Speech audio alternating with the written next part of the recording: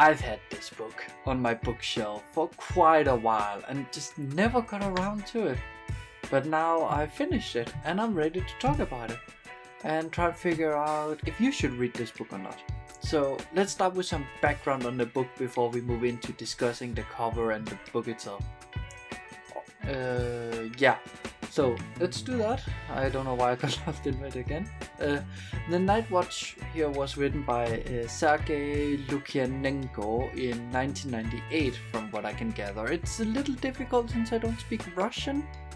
It's the first book in Lukyanenko's Watch, or the Night Watch series. It has many names. And it consists of a whopping 31 books. It's an insane amount of books. Where the most recent one is from 2019, and that's called Twilight's Heart. There doesn't seem to be more than 5 books translated into English, and as of March 21st, the book stands at just below 4 out of 5 on Goodreads, 3.97, with almost 2,500 reviews. So we kind of got a pretty accurate feeling that it's above average book, but it's not one of the best books, according to people. Now, before we continue this review, let me get this out of the way.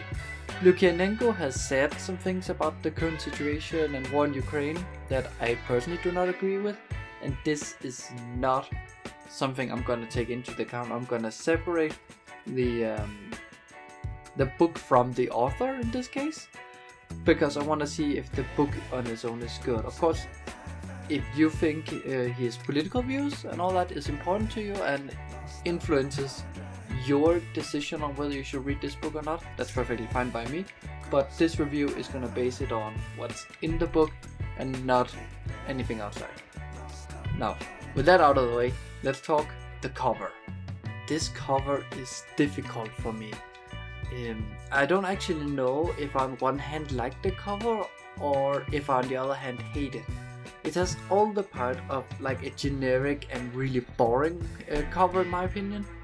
It has like the most generic background with some cityscape that's blurred out. A quote on the cover comparing the author to J.K. Rowling.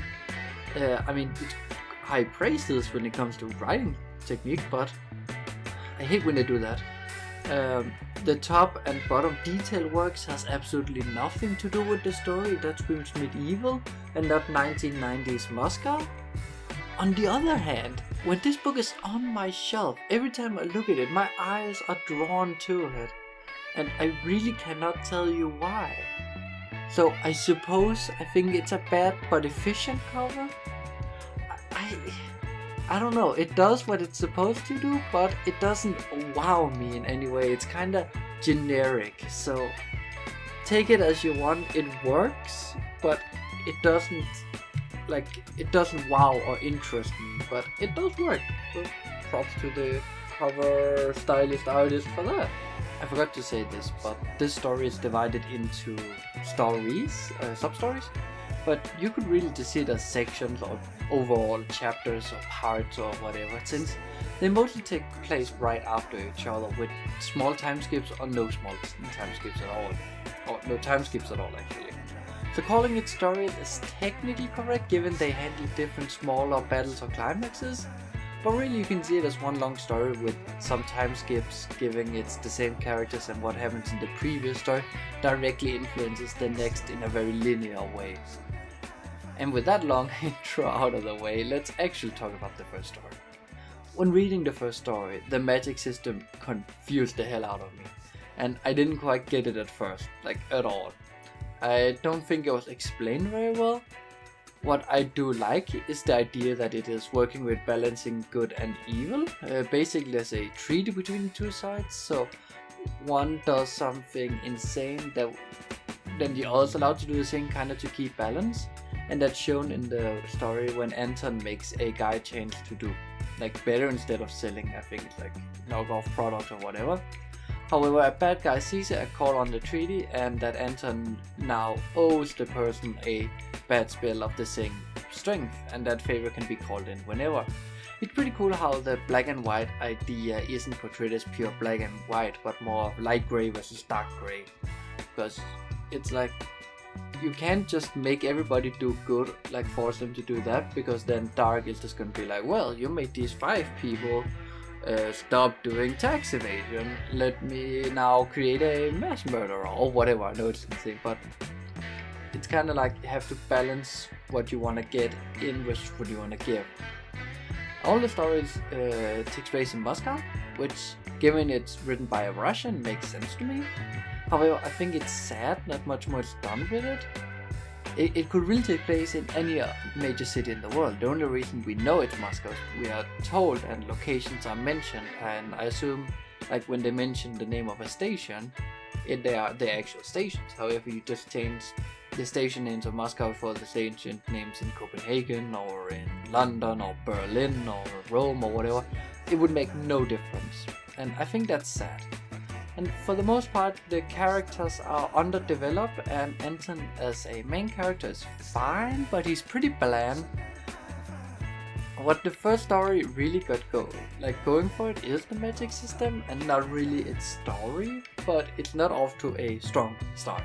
This is a mystery story, but the twist isn't, at least for the reader, isn't who did it, but how does the dark fit into it. I mean, yes, for Anton and the gang, it is also who did it. But it's written really well, so you aren't screaming at the book because the characters are dumb.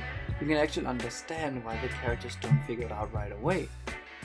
The characters of Anton does get better, and the magic system makes more sense. I think one thing that is great about Anton as a character is he doesn't blindly believe in good and evil, but kinda sees it as it is. They are two sides that are willing to do what's necessary to gain the upper hand, and that the goals justify the means. In some way, the good isn't really that good other than the goal. It's like they're willing to cheat and barter and they nearly kill just to get rid of some evil. And Anton knows that, and he can't really do anything other than accept it, so he does that. He knows he isn't in any position to do anything other than try and figure out where he stands and what his personal belief is. And that's kind of a lot of what the book is about, at least the story is about, is Anton trying to figure out what he personally believes in and like where he aligns on the spectrum. He knows he's good, but where is he in the world of good? And story 2 is definitely better than the first. It goes a little deeper into the philosophy of good and evil, and it starts to ask the question, are you still good if you do evil in order for a good outcome? It doesn't answer the question, and it doesn't need to go too deep into it in this story. But that's fine. We don't need the answer since there really isn't a correct one. And it gets the reader asking and thinking, and that's all this story needs to do, because in the third one we're going way more into depth, and I think the rest of the series will. So let's get to the third story. We saw how the book got better when we got to story 2 compared to the first story. So this time we continue this trend with the third story is by far the best. It's almost as if Lukyanenko knew exactly what he wanted the last story to be about and just needed the 2 others to get him there. Here we see Anton go through a character arc that is huge and will probably influence the rest of the series. Lukyanenko expands on the questions about good and evil. Anton starts to ask the question if his boss is good, but that good is different from his own. Are they both good? If not, then who is? If they are, then how many of the evil guys are technically good with the right arguments? This book still doesn't give any answers to this, given there aren't any correct answers. And that is what Anton realizes too. He realizes that the people around him are good because they believe they're good. At least that's how I understood the story. And it also just like it shows the extremities. The entire book shows the extremities of like taking this black and white thing, that you can't do that. Good and evil isn't black and white, even though we often like to portray it as, oh, the bad guys are the murderers, the good guys are the guys who stop murderers. But what if the good guys have to murder the murderers? Like, it's kind of the Batman argument, that Batman doesn't kill because if he becomes the murderer, he's no better than the people he stops. In this, it's kind of the same here, that everything works in a gray area. And yeah, I don't really have anything else to say. That it kind of works with the Batman argument. So let's conclude on whether you should read this book or not. Let's get to the point. Should you read this book? Yes, you should. But only if you care about the philosophy. The characters, the setting, and even the fighting scenes aren't really worth it. There are so many books that are by far doing better at those things. But what the book really does well is it takes the most generic black and white concept and idea and make it interesting and deep. It goes hard on its philosophy at times, but not in a way where you will feel like you're reading Aristotle or some other university philosophy book or something like that, but more in the everyday man's musing. I'm not sure if I'm going to pick up the rest of the series, but I might do that at some point. So yeah, I think you should read it if you're interested in the philosophy, otherwise give it a skip. That's it. If you liked the review, please give the video a like and a subscribe for more reviews, and subscribe for more reviews and some book branding stuff I'll be coming up with.